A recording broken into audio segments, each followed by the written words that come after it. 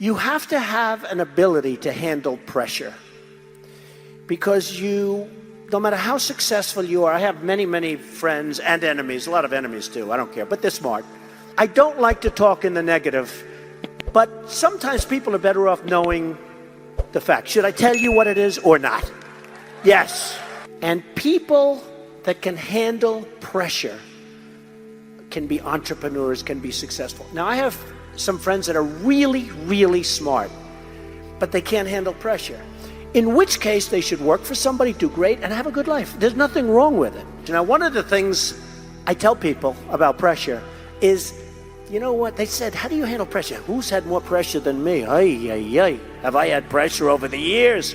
And if you can't handle pressure, you have to know that about yourself. Handle pressure. If you can't, that's okay. They asked me the question, how do you handle the stress? And somebody actually said, Donald, you're so handsome. How have you stayed so handsome under all this pressure? And I actually thought of it to myself, you have to remember, it doesn't matter. I have some people, they say, I've got to be successful.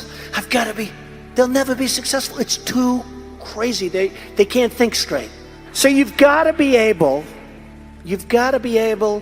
to sort of say to yourself, nothing matters that much other than the real big deals with family, with your faith, etc. You've got to have passion for your family, for your life, for your church, for whatever it is. You've got to have that passion. You've got to just love it. Don't let people take advantage. Get even. And if nothing else, other people will see that, and they're going to say, I'm going to let Jim Smith or Sarah Malone, I'm going to let them alone because they're tough customers. So I always say, the other thing I tell people, because in New York it's like a total catastrophe, it's an epidemic, I always say, always have a prenuptial agreement, but I won't say it here because you people don't get divorced, right? Nobody gets divorced. How do I get my point across without saying it? I just did it, right? But to be a winner, and you're all winners, you've got to think like a winner. Always study something, but when you study it, don't do it just because it's of interest. Do it because, remember, you'll be graduating in 2 years or 4 years or whatever it may be, and you want to use that as a base for a great life for you, your family. College time is so precious, such an important time, probably in a way the most important time of your lives. Don't waste that period of time on studying things that just won't help you. The word luck is very interesting, but if I didn't work really hard, I probably would not, almost definitely would not be here today. And unless you had me up as a man who at one point was successful, but let's see what a loser looks like. But the greatest story to me is Gary Player. Gary Player was a golfer, a great golfer, one of the great golfers of all time. He worked harder than any other golfer, but he was a small guy. But he hit it good, he hit it far, great golfer. Everybody's heard of Gary Player from South Africa. But Gary Player worked hard. And he was the first time, maybe I've heard it again, but he was the one, the harder I work, the luckier I get. That was Gary Player. He worked so hard. Remember that expression, the harder I work, the luckier I get. The harder he worked, he got stronger, longer. He practiced putting, he practiced chipping. The guy was unbelievable. He won 18 majors, senior and regular. He won like 175 tournaments worldwide, which I think is the record. But he was a hard worker. And I just think it's a great thing for all of the young people out here and the older people. Hey, I'm still working just as hard. I think I work hard. I think I'm working harder in the last 8 months than I've ever worked before in my life. Believe me, but I enjoy it. So just remember those few little things. Momentum, love what you do, always love what you do, always. I have a friend who's a guy who was born to a very, very successful Wall Street baron.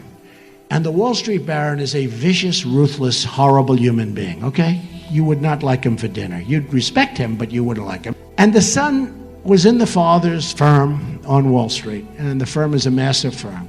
And he was unable to compete really with all the young guns in the firm. And what happened is the son is at a club. He's a member of a country club out in Westchester. And they were doing a major, major renovation of the clubhouse and the greens and the golf course, a big, big renovation. And they put him in charge. And he was fantastic. He was there at 6 in the morning and 5 in the morning, and he wouldn't leave till 9 in the evening. And the job came in under budget, ahead of schedule. His wife called me. She said, he's like a new man. He's so, so happy. He's doing this, and he's so happy. You're going to have a lot of people, your parents included, they're going to be saying, don't do that, don't do that. And you have to listen to them. They're wise. They've been around. They've seen. And sometimes, and I tell people, sometimes they go into a business where basically you can't be successful. But you have to make sure that you do something that you love. Try to go into something that you love that can be a good business. So, a lot of people go into businesses that don't work, are just not good. I will tell you that the happy people are the people, number one, the people with great families, people that have great relationships with their wives or husband. Very, very important toward success. I don't want to talk you out of things.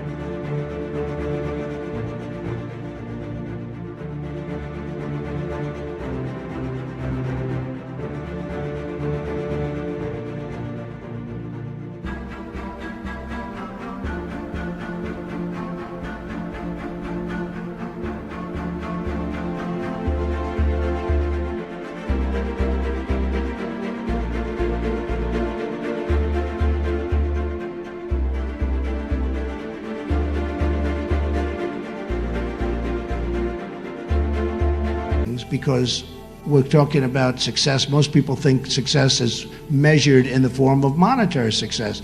It's not really. I think I've seen every type of person there is that God created, if you want to know the truth. And the people are the happiest are not necessarily the people that are the wealthiest. And one quick one that we also talk about and that I talk about, there's a certain amount of luck. So I have a friend who's just an unlucky guy. Just an unlucky guy. He's smart. He went to the Wharton School of Finance. He's a brilliant guy, but he's always been unlucky. And you'll find when you become very successful, the people that you will like best are the people that are less successful than you. But this guy was totally injury prone. No matter what happened, totally injury prone. And he'd always be ill. I'd call his wife and she'd say, oh no, he's very sick. What's wrong with him? And he said, tell me something. I'd say, all right. So he had a broken shoulder, and now he's coming home. He's riding on the Long Island Expressway, and an 18-wheeler hits the signs that say, to New York City, 10 miles, right? Knocks over a sign. Think of this. He didn't even get hit by the truck. He got hit by a sign. How close are we to like a World War III type scenario? One madman away. A professor in the history of MIT, he was there for almost 40 years. Dr. John Trump, and he would tell me about the power of nuclear, and I sort of wouldn't believe it. And he was right. The power is so massive. But everybody said, because of this power, nobody will use it, because they're assuming that people are sane. Somebody will use it. And when they use it, it will be devastation like never seen before. It's assuming that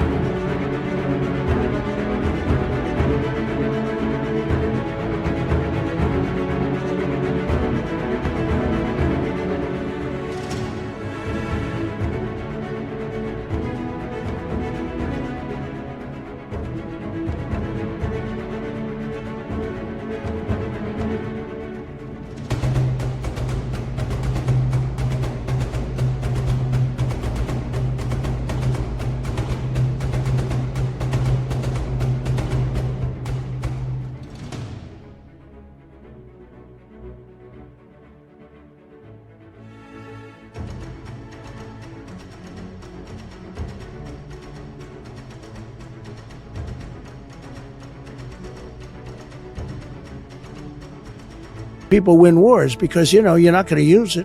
But if you're going to lose a war, you'll say, hey, we're losing the war. If we use nuclear, that makes up for a lot of loss. That's will happen. And so it's very dangerous. And the fact is that there are people out there right now, there are countries out there right now, the leaders and the leadership, and I know a lot of them, they would use it. If forced, they would use it. And once it gets used, the world as you know it will end. So you're talking about a level of power, a level of heat, a level of destruction. Nobody talks about that. They talk about global warming. A World War III will be many, many, many times greater than World War I or World War II because of the weaponry. You're not going to have army tanks going around shooting each other. You may have that too, but ultimately that won't matter.